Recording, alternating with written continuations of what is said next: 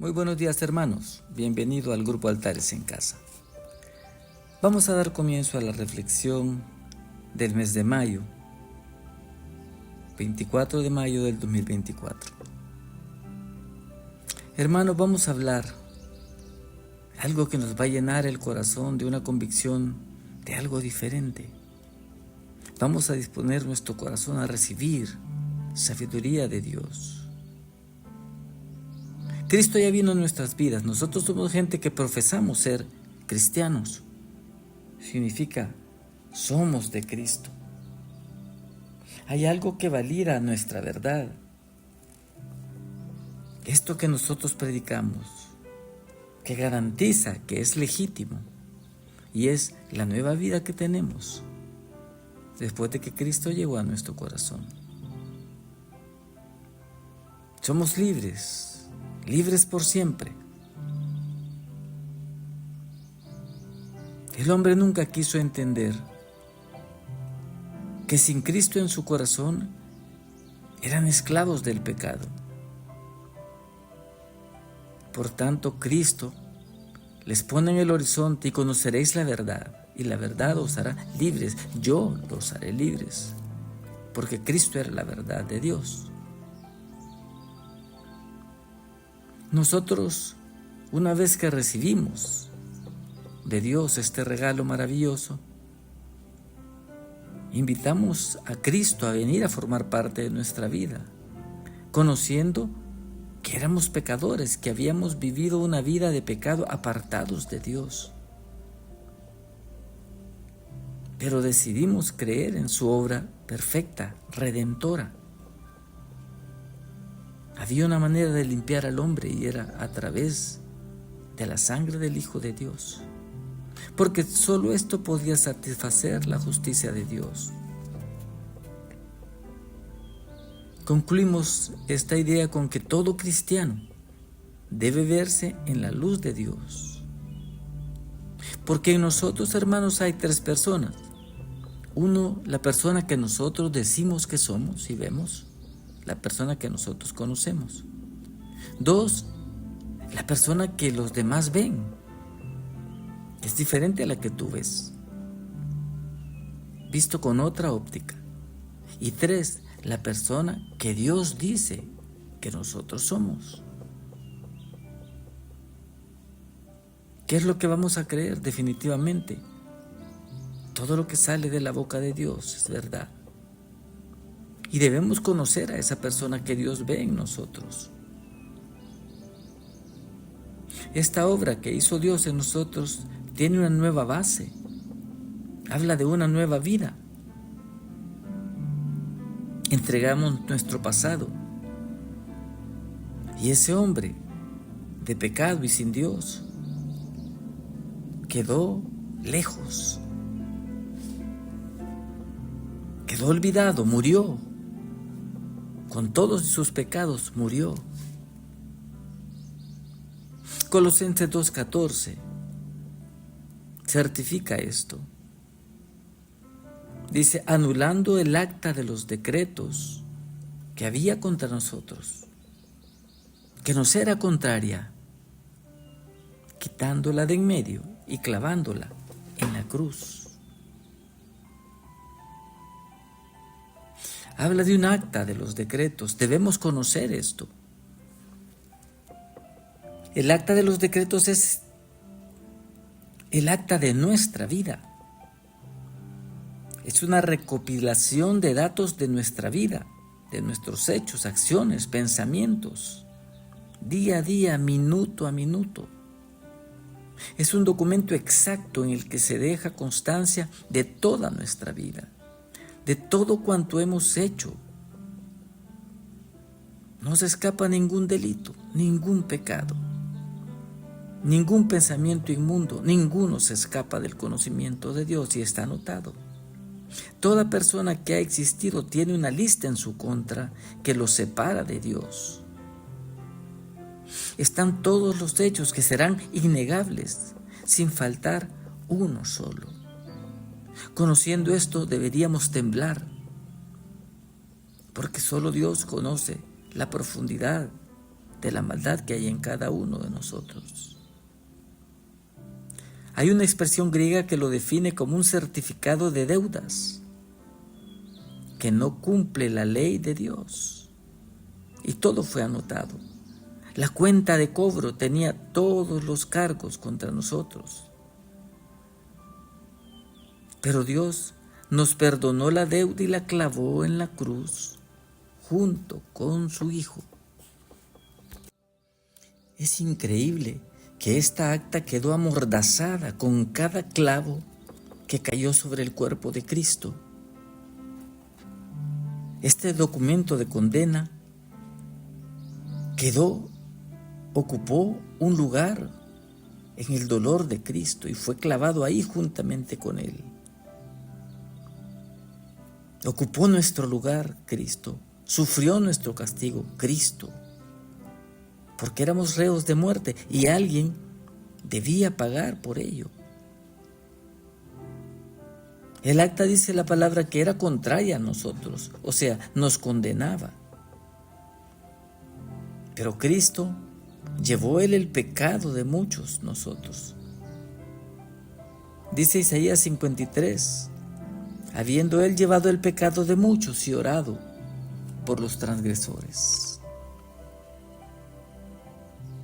Colosenses 2:13 dice, y a vosotros, estando muertos en pecados, os dio juntamente vida con Él, perdonándoos todos los pecados. Esto significa escrituralmente que el acta quedó anulada. Ese documento con el cual no teníamos ninguna oportunidad quedó anulada. Pero no solamente quedó anulada, olvidada y ya. No, hermano, hay algo que debemos meditar. Que la penalidad, el castigo, para que fuese anulada, debería ser pagada y debería caer sobre alguien. El castigo no podía quedar impune. Tenía que caer sobre una persona. Debía caer sobre el Cordero, la figura que pagaría por todo el pecado y la maldad del hombre. Cristo, al morir en la cruz, derrotó al que tenía el imperio de la muerte, al diablo, a Satanás, dice Hebreos 2:14. La muerte siempre trajo temor a todos los hombres. Todo aquel que es vencido es esclavo del que lo venció. Si el pecado nos venció, éramos esclavos del pecado. Pero Cristo vino a libertarnos. Todos los hombres temieron siempre a la muerte, grandes y pequeños, reyes, fueran poderosos o famosos, sabios, filósofos. Todos, de una manera u otra, vivían con el temor y vivieron el terror de saber que estaba al acecho la muerte, esperando cobrar la deuda, y la sentencia se cumpliría. El alma que pecare, esa morirá. Pero Hebreos 2:14 nos dice que ya no hay razón para vivir atemorizados, porque ciertamente todo el mal que pudimos haber hecho en nuestra vida, cualquier tipo de pecado o daño que hayamos causado, fue borrado por completo. Hebreos 10:17 termina diciendo, y nunca más me acordaré de vuestros delitos y pecados. Y esto es palabra de Dios, es escritural. Bastó una sola ofrenda para que se aplacara la ira de Dios. Hebreos 10:14 dice, con una sola ofrenda, perfectos y para siempre. Pero la ofrenda que se presentaba a Dios para cargar el pecado debía ser una ofrenda perfecta. El cordero debía ser sin mancha, limpio, inocente. Un cordero, hermano, no es una oveja, ni es un carnero, estos son los padres. El cordero es la cría pequeña. El corderito pascual era una oveja tierna, inocente, perfecta. Hermano, tenemos que volver los ojos a Cristo y valorar qué significa esa cruz. Muchas veces no dimensionamos lo que significa ese pecado que teníamos, que nos condenaba. Pero visto a la luz del Cordero de Dios, el Santo Hijo de Dios, Hebreos 2:9 lo describe. Pero vemos a aquel que fue hecho un poco menor que los ángeles, a Cristo Jesús, coronado de gloria y de honra, por haber padecido la muerte por nosotros, por la gracia de Dios. El ofrecimiento de ese cordero saldaba la deuda que teníamos para con Dios. La cuenta estaba saldada. Dios tenía que castigar el pecado. Cristo lo sabía, que Él era el Cordero. Y como Dios es un Dios justo, castigó severamente con todo el peso de la ley, el pecado. La blasfemia de los hombres debía recibir castigo, la maldad, la degradación, la perversión y la malicia, la rebelión del hombre. Y Dios descargó todo el peso de la ley. Dice Isaías 53:10 que Cristo no había hecho maldad ni había engaño en su boca, pero con todo eso Jehová quiso quebrantarlo, romperlo, sujetándole a padecimiento, a llevar la pena y el dolor. Debía caer la ley con toda su fuerza sobre el sustituto. Él lo sabía. Cuando Isaías lo describe, angustiado y afligido él,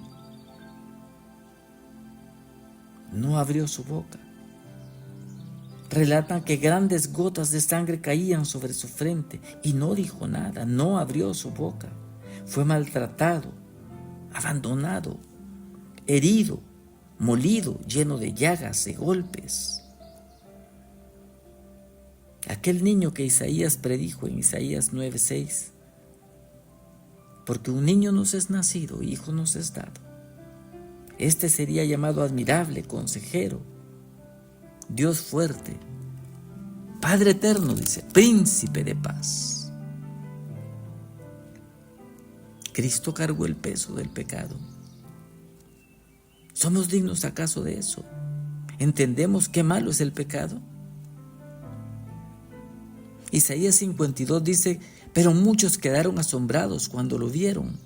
Tenía el rostro tan desfigurado que apenas parecía un ser humano, y por su aspecto no se veía como un hombre.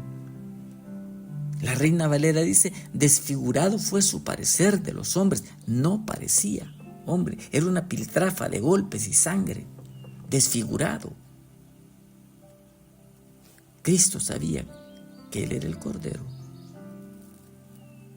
Él conocía la Escritura y Éxodo 12 dice, hablando del Cordero, y lo comeréis así, la carne asada al fuego, y lo que quedare, lo quemaréis en el fuego. Cristo sabía que le esperaba esto, fuego completo, su cabeza, dice, sus pies, sus entrañas. Había razón para que hubiera estado angustiado y afligido, debía pagarlo. Esa es nuestra Pascua, hermanos. Somos pecadores. Hay que entender esto para acercarnos a Dios y que la luz de Dios nos revele quiénes somos. Debemos conocernos a la luz de Dios.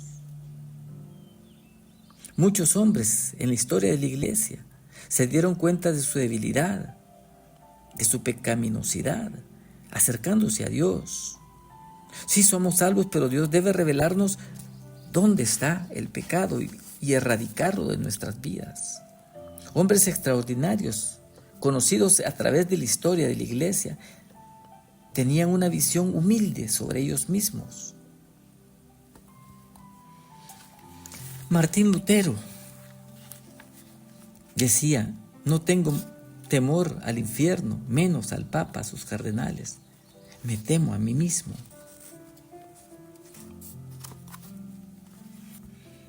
Muchos hombres confesaron su debilidad, su humana debilidad, su pecado. Juan Bunyan fue el que escribió El progreso del peregrino. Este hombre sufrió prisión durante 13 años por predicar el Evangelio. Decía de sí mismo: si yo me pongo a examinar de cerca, con rigor, lo mejor de las cosas que ahora estoy haciendo, siempre descubro algún pecado en ellas. Mire qué humildad, hermano, qué claridad de pensamiento. Por eso decía, no me queda más remedio que llegar a la conclusión de que a pesar de lo engañado que he estado, en cuanto a mí mismo, a mis obras, los pecados que cometo en un solo día son suficientes para llevarme al infierno. Decía conmovido, consciente de su pecado: si no fuera por un Salvador tan grande, ¿quién podría salvar a un pecador tan grande como yo?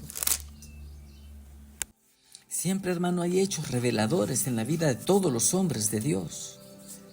Jorge Whitefield decía: quiero usar mi vida en la obra del Señor hasta mi muerte. Si yo tuviera 1000 cuerpos, todos se harían predicadores peregrinos por causa de Cristo. Escribió algo de lo que pensaba de sí mismo. Decía: en el cumplimiento de todos nuestros deberes siempre se entremezcla la corrupción. Si Jesucristo nos tuviera que aceptar por nuestras obras, después de habernos arrepentido, de seguro que estas mismas obras nos habrían de condenar, porque ni siquiera podemos ofrecer una oración a la altura de la perfección que la ley de Dios demanda. Hasta de mi arrepentimiento me hace falta arrepentirme. Hasta mis lágrimas les hace falta ser lavadas por la preciosa sangre del Redentor. Oh, ¿qué persona hay en el mundo tan miserable como yo? Si lo único que dejo, dijo, es debilidad y pecado. Lo mejor de mi vida ya tiene suficiente para que se me condene. Pero al morir, exclamó: soy la persona más feliz del mundo. Otro cristiano espiritual reconocido en la historia del cristianismo, Jonathan Edwards, escribió: a menudo siento profundamente lo lleno de pecado y de inmundicia que estoy. Ahora siento mi propia maldad y corrupción en mi corazón. La siento más claramente, más profundamente que antes de que yo me convirtiera. Y es que la luz de Dios nos revela nuestra pecaminosidad, cuánto nos hace falta. Pero la brecha se acorta porque el Salvador se hace cada vez más grande.